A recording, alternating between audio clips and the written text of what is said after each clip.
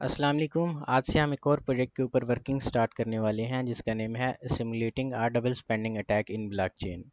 First of all आज की video में हम इस प्रोजेक्ट का कंप्लीट इंट्रोडक्शन देखेंगे, हर एक फंक्शनल रिक्वायरमेंट को एक्सप्लेन करेंगे। हम आपको इंशाल्लाह पूरी कोशिश करेंगे बताने की कि हमारे प्रोजेक्ट का विजन क्या है या फिर हमारे प्रोजेक्ट का स्कोप और पर्पस क्या है।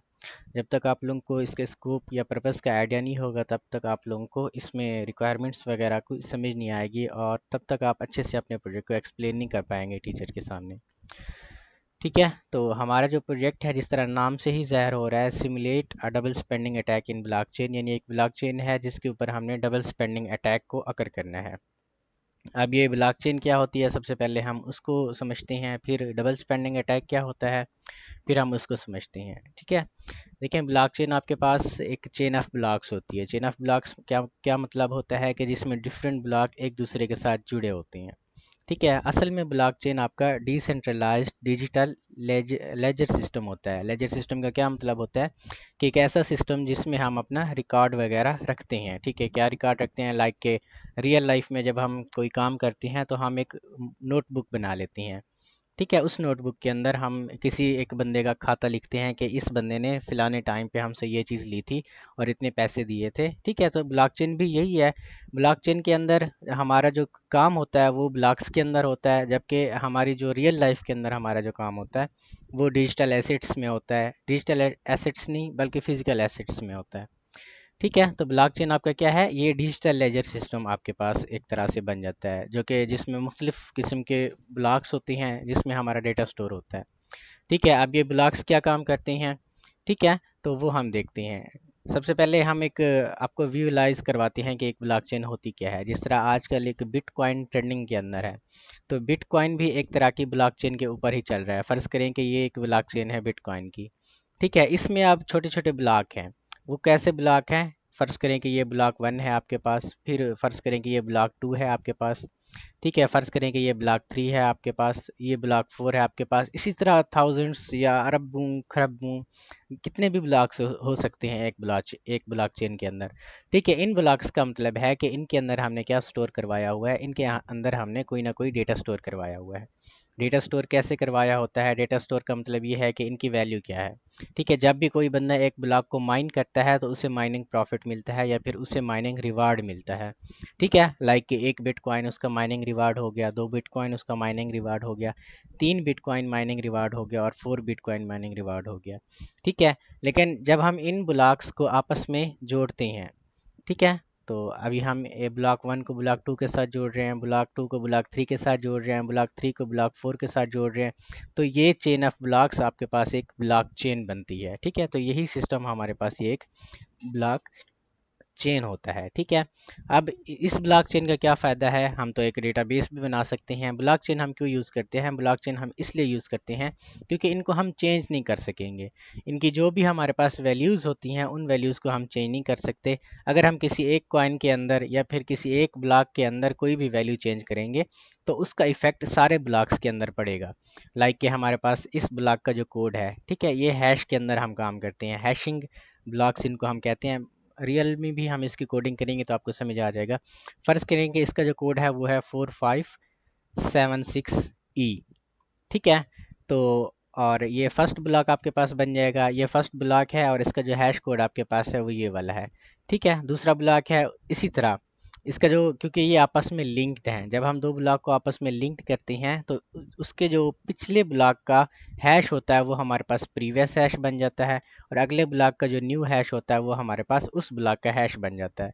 लाइक इस ब्लॉक का हैश आपके पास होगा 321, कुछ भी हो सकता है। इस ब्लॉक का भी आपके पास हैश होगा, इस ब्लॉक का भी आपके पास हैश होगा। हर एक ब्लॉक का अपना सेपरेट हैश होता है। अगर ब्लॉक्स आपस में लिंक्ड हों तो उसका जो प्रीवियस हैश होता है वो अगले ब्लॉक को दिया जाता है और उसी प्रीवियस हैश की नोयत पे या बेसिस पे आपका जो अगले ब्लॉक का हैश होता है वो डिसाइड होता है। फ़र्ज़ करें कि हमने ये फर्स्ट ब्लॉक है इसके अंदर कुछ छेड़छाड़ की है।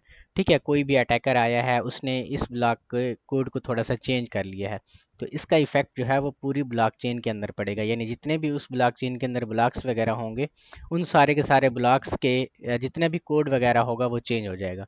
फ़र्ज़ करें कि ये हमारे पास पहले जो आपके पास कोड था ब्लॉक फर्स्ट ब्लॉक का 5476 ई है तो फिर 5 4 7 4 हमने कर दिया, फिर आगे ई कर दिया। देखिए अब जस्ट हमने क्या किया है, 6 को रिप्लेस कराया है 4 से, लेकिन यही एक रिप्लेसमेंट आपको क्या कर करेगी, यही एक रिप्लेसमेंट जो आपकी होगी वो सारे के सारे सिस्टम के अंदर चेंज लाएगी। हर एक ब्लॉक का फिर न्यू हैश बन जाएगा। यहाँ पे ज़रूरी नहीं है कि अगला जो हैश यहाँ पे हो वो 435 DT हो, वो यहाँ पे कुछ भी हो सकता है, रैंडम नंबर यहाँ पे जनरेट होकर आपके पास आ जाएगा।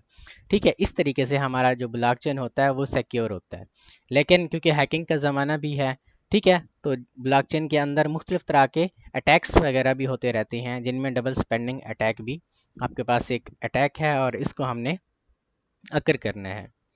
ठीक है, डबल स्पेंडिंग अटैक आपके पास क्या होता है, डबल स्पेंडिंग अटैक आपके पास ये होता है कि जब सेम तरह का आपके पास जो ब्लॉक होता है, ठीक है, मतलब एक तरह की ट्रांजेक्शन्स, ब्लॉक चेन में हम ट्रांजेक्शन्स के ऊपर काम करते हैं। ट्रांजेक्शन किस तरीके से होती है, फ़र्ज़ करें कि ये एक ब्लॉक है, ठीक है, ये किस मतलब बंदे का ब्लॉक है, हम कहते हैं कि ये अली का ब्लॉक है, ठीक है, ये है अली का ब्लॉक। ये दूसरा जो ब्लॉक है ये है बिलाल का ब्लॉक है, ठीक है। ये ब्लॉक का मतलब है कि ये उनके कॉइन्स हैं, ये 1 मिलियन कॉइन है, ये 2 मिलियन कॉइन है, ये 3 मिलियन कॉइन है। इस तरीके से हमारे पास ये कॉइन्स वगैरह बन जाते हैं। जब हम किसी दूसरे बंदे को ट्रांजैक्शन करते हैं, ये भी रियल लाइफ में, जिस तरह हम इजी पैसा, ये जैज़ कैश है, वो भी एक ब्लॉकचेन सिस्टम के ऊपर ही बेस्ड होती हैं। इजी पैसा हो गया, जैज़ कैश हो गया, या डिजिटल करेंसी जौन सी भी है, बिटकॉइन हो गया, इथीरियम नेटवर्क हो गया, पाई कॉइन हो गया, या जितने भी कॉइन होते हैं वो सारे के सारे ब्लॉकचेन के ऊपर भी बेस्ड होते हैं। अब जब हम दो मेंबर्स के दरमियान, आप कहते हैं दो यूज़र्स के दरमियान हम ट्रांजैक्शन करवाते हैं, तो इनका कुछ ना कुछ आपके पास क्या होता है, इनकी जो हिस्ट्री होती है वो स्टोर होती है। लाइक अली है, अली ने कितने ब्लॉक्स सेंड किए हैं और किसको सेंड किए हैं, ठीक है, और किस टाइम स्टैम्प के ऊपर सेंड किए हैं। ठीक है, फॉर एग्जांपल कि अली ने सेंड किया है एक बिटकॉइन बिलाल को, तो ये एक ट्रांजैक्शन आपके पास हो जाएगी। ठीक है, ट्रांजैक्शंस क्या होती है, ये दोनों ब्लॉक्स के दरमियान वेरीफाई होती है। ठीक है, वेरिफिकेशन वो भी हम देखेंगे कि किस तरीके से वेरीफाई होती है। जब तक वो ट्रांजैक्शन आपकी वेरीफाई नहीं होती, वो आपके अगले ब्लॉक के अंदर वो ऐड नहीं होती, तब तक वो आपकी जो ट्रांजैक्शन है वो आप कह लें कि एक अपना फेक ट्रांजैक्शन होती है, फ्रॉडेंट ट्रांजैक्शन होती है, जब तक नेटवर्क, ये पूरे का पूरा ब्लॉक चेन जिसमें हर एक ब्लॉक उसके कोड को वेरीफाई नहीं करता। ठीक है, ये चीज़ आपके पास आ गई। अगर हम फंक्शनल रिक्वायरमेंट्स की तरफ चले जाएं, तो सबसे पहला काम भी हमारा यही है कि आपने ब्लॉकचेन को इम्प्लीमेंट करना है। हम एक ब्लॉकचेन बनाएंगे, ठीक है, ब्लॉकचेन सिस्टम पाइथन के अंदर, उसमें हम देखेंगे कि ब्लॉक्स क्या होते हैं। ब्लॉक्स का हमने आपको समझा दिया कि ब्लॉक्स क्या होती हैं। ब्लॉक्स ये वाले होते हैं जिस तरह अभी पहले हमने आपको एक्सप्लेन किया है। इसके बाद ट्रांजेक्शन्स वगैरह क्या होती है, ट्रांजेक्शन बिल्कुल रियल लाइफ में जिस तरह हम ट्रांजेक्शन करते हैं, ये ट्रांजेक्शन वही होती हैं। इसके बाद होता है प्रूफ ऑफ वर्क। आपके पास क्या होता है, प्रूफ ऑफ वर्क आपके पास होता है नंबर ऑफ़ ज़ीरोज़। ठीक है, यानी हर एक ब्लॉक का एक हैश फंक्शन होता है। ये आगे चल के हम देखते हैं कि प्रूफ ऑफ वर्क आपके पास क्या होता है। जब भी हम दो ब्लॉक्स के दरमियान या दो यूज़र्स के दरमियान ट्रांजैक्शन करवाते हैं, तो इंश्योर करवाते हैं कि ट्रांजैक्शन वो वेरीफाइड हो जाएगी नेटवर्क नोड्स के साथ। अब नोड आपके पास क्या होती हैं, ठीक है, ब्लॉकचेन के अंदर नोड आपका कोई कंप्यूटर हो सकता है, कोई मोबाइल हो सकता है, या फिर कोई ऐसी डिवाइस, ठीक है, जिसके अंदर आपकी ब्लॉकचेन का हिस्सा पड़ा हुआ है, या फिर ब्लॉकचेन जहाँ से माइन होती है। लाइक पाई पाई कॉइन को हम देखें तो वो ब्लॉकचेन जो होती है वो अपना मोबाइल के ज़रिए आपके पास माइन करते हैं। तो माइन जहाँ पे भी आप कर रहे हैं वो आपका एक नोड बन जाता है। ठीक है, आप लैपटॉप यूज़ कर रहे हैं उसको माइन करने के लिए, या फिर उसके ऊपर ट्रांजैक्शन करवाने के लिए भी आपका लैपटॉप हो गया, मोबाइल हो गया, टैबलेट हो गया, तो ये आपके पास नोड्स वगैरह बन जाते हैं। ठीक है, इसके बाद आपके पास आ जाता है जी नेटवर्क नोड्स आपके पास आ जाते हैं। फिर नेटवर्क सिमुलेशन आपके पास, यानी पी टू पी नेटवर्क आपके पास क्या होता है। अब देखिए पी टू पी नेटवर्क आपके पास क्या होता है। ठीक है, एक तो होगी ब्लॉकचेन, ठीक है। अब हम ब्लॉकचेन से थोड़ा हट के बात करते हैं, पी टू पी नेटवर्क को समझते हैं। ये आपके पास ब्लॉकचेन आ गई, ब्लॉकचेन को आपने समझ लिया है। पी टू पी नेटवर्क आपके पास क्या होता है, पी टू पी नेटवर्क का मतलब होता है पर्सन टू पर्सन नेटवर्क। ठीक है, पर्सन टू पर्सन नेटवर्क का क्या मतलब होता है कि आप कह लें कि दो दोस्त हैं, ठीक है, वो आपस में फाइल्स वगैरह को शेयर कर रहे हैं। ठीक है, एक सिस्टम है, ये आप कह लें कि एक पी टू पी आपके पास सिस्टम है। यहाँ पे हम हेडिंग भी इसकी दे देते हैं। ये आपके पास क्या है, पी टू पी सिस्टम। अब पी टू पी सिस्टम के अंदर जितने भी आपके यूज़र्स होंगे, फ़र्ज़ करें कि ये नोड 1 है, ठीक है, यानी एक पेयर है, ये दूसरा पेयर है, ये तीसरा पेयर है, ये चौथा पेयर है। इसी तरह हंड्रेड, थाउजेंड्स या फिर लाखों में भी पेयर्स वगैरह हो सकती हैं। ठीक है, जब भी इस सिस्टम के अंदर कोई चीज़ आप भेजेंगे, लेंगे, तो वो सारी की सारी ट्रांजैक्शंस या सारी की सारी वो डिटेल्स होंगी, वो हर एक को विजिबल हो जाएगी, यानी ये पब्लिक हो जाएगी उसी नेटवर्क के अंदर। लाइक यहाँ पे हम कोई मैसेज भेजते हैं हाय का। ठीक है, एक हाय का मैसेज, फ़र्ज़ करें कि ये वाला जो नोड है इसने हाय का मैसेज भेजा है इस वाले नोड ने। ठीक है, तो ये हाय का मैसेज ये सारे के सारे सिस्टम को दिखाई देगा। लाइक हम एक व्हाट्सएप ग्रुप चैट बनाते हैं, वहाँ पे ग्रुप बनाते हैं, उसमें जितने भी बंदे होते हैं वो उस मैसेज को, आपके मैसेज को देख सकते हैं। ठीक है, तो ये आपके पास P2P सिस्टम होता है। हमने एक P2P सिस्टम बनाना है। उस P2P सिस्टम का क्या मतलब होता है कि जब भी हम उस, अब देखिए हमारे प्रोजेक्ट का जो मोटिव है ना, यहाँ पे थोड़ा सा चेंज हो जाता है ओवरऑल ब्लॉकचेन में से। हमने क्या करवाना है, एक पहले P2P सिस्टम क्रिएट करना है और उसी सिस्टम के ऊपर एक ब्लॉकचेन बनानी है। उस ब्लॉकचेन के अंदर जब भी कोई एक यूज़र दूसरे यूज़र को ट्रांजैक्शन करेगा, तो ये सब मतलब यूज़र्स को मालूम हो जाएगा कि नासिर ने 10 बिटकॉइन एहसन को भेजे हैं या नासिर ने 10 बिटकॉइन बिलाल को भेजे हैं। यानी सबको पता चल जाएगा कि नासिर और बिलाल के दरमियान ट्रांजैक्शन हुई है। ठीक है, जब भी कोई बंदा ब्लॉक को माइन करेगा तो सबको पता चल जाएगा कि किस यूज़र ने ब्लॉक को माइन किया है, और उस ब्लॉक की जो कॉपी होती है वो हर एक के पास सेव रहती है। क्योंकि ये P2P सिस्टम है, तो जितनी भी फाइल्स या जितनी भी चीज़ें यहाँ पे होगी, सारी की सारी हिस्ट्री सब बंदे देख सकेंगे। तो आपके पास ये एक P2P सिस्टम हो जाता है। ठीक है, अब यहाँ पे हमने फिर आगे चलना है और यहाँ पे दिखाना है डबल स्पेंडिंग अटैक सिमुलेट करना है। डबल स्पेंडिंग अटैक क्या होता है, जिसमें हमने एक नोड बनाना है अटैकर का। ठीक है, अब ये हमारे पास सारे के सारे नोड हैं। इसको आप नोड ए ले लें, इसको नोड बी ले लें, इसको नोड सी ले लें, इसको नोड डी ले लें, इस तरह ई एफ जी एच। फ़र्ज़ करें कि हमारा जो नोड ए है वो अटैकर है। ठीक है, इस P2P सिस्टम के अंदर हमारा जो नोड ए है वो अटैकर है। अब अटैकर क्या करेगा, वो 10 बिटकॉइन इसको भेजेगा और 10 बिटकॉइन इसको भेजेगा। ठीक है, या तो वो दो यूज़र्स को भेज सकता है। अगर वो इस तरह नहीं करना चाहता तो वो क्या करेगा, वो 10 बिटकॉइन की ट्रांजैक्शन करेगा इसको, यानी नोड बी को, और वही 10 बिटकॉइन वो खुद को भेज देगा। ये आपका होता है डबल स्पेंडिंग अटैक। ठीक है, डबल स्पेंडिंग अटैक किस तरीके से है कि उसने 10 बिटकॉइन नासिर को भेजे हैं और वही 10 बिटकॉइन, क्योंकि उसके पास चेन की कॉपी थी, उसने वही चेन की कॉपी की मदद से क्या करवाया है, खुद को 10 बिटकॉइन भेज दिए हैं। अब ये किस तरीके से अकर होगा अब ये इसके ऊपर थोड़ा सा हमें मतलब कुछ कंडीशंस वगैरह होती हैं। कंडीशन वगैरह क्या होती हैं, टेस्ट को अटैक करने के लिए या फिर डबल स्पेंडिंग के लिए क्या कंडीशंस होती हैं। हर एक नोड का हमारे पास, जब भी कोई नोड माइन करता है तो उसका नेटवर्क डिले होता है और हैश रेट होता है। ठीक है, इन चीज़ों को भी हम देखेंगे। फ़र्ज़ करें कि इसका जो हैश रेट है वो है 1। ठीक है, इसका जो हैश रेट है वो है 2।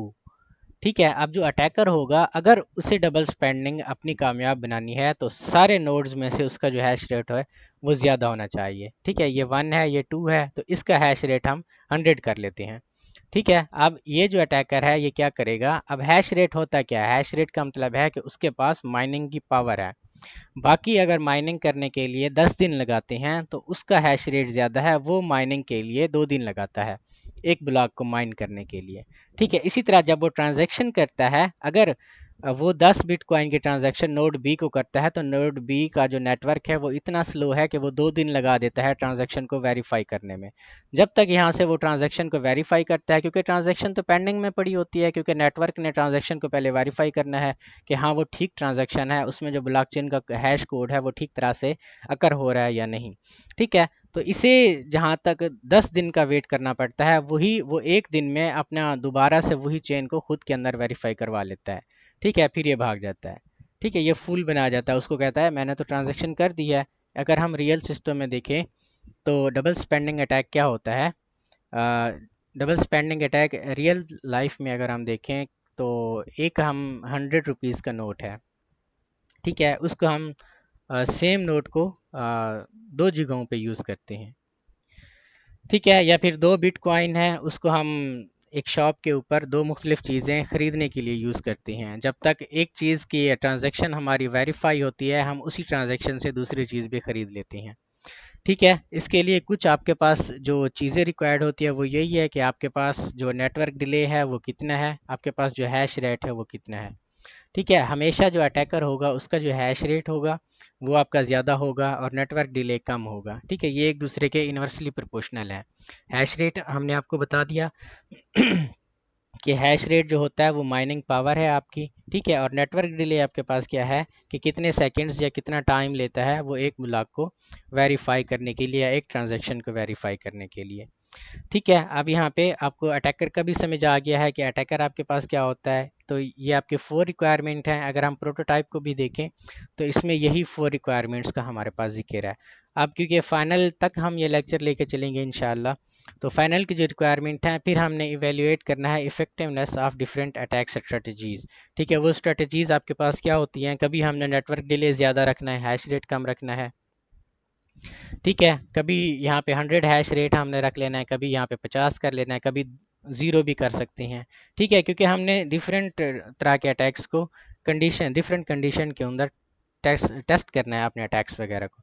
फिर एक रिपोर्ट बनानी है जो कि आपकी वर्ड फाइल रिपोर्ट होगी कि आप ब्लॉकचेन के डबल स्पेंडिंग अटैक को किस तरीके से मिटिगेट कर सकते हैं, लाइक कि उनको किस तरीके से देख सकते हैं कि कौन सा ब्लॉक है जो कि डबल स्पेंड हुआ पड़ा है। ठीक है, और कौन सा जो नोड है वो अटैकर है, और इस चीज़ को आप कैसे अपना फ्यूचर के अंदर रोक सकते हैं डबल स्पेंडिंग अटैक को। ठीक है, तो ये चीज़ें आप लोगों ने करनी है। तो ये इंट्रोडक्शन की वीडियो थी। उम्मीद काफ़ी है कि आप लोगों को पता चल गया होगा कि इंट्रोडक्शन हमारे प्रोजेक्ट का क्या है और हमारे प्रोजेक्ट का स्कोप क्या है। ठीक है जी।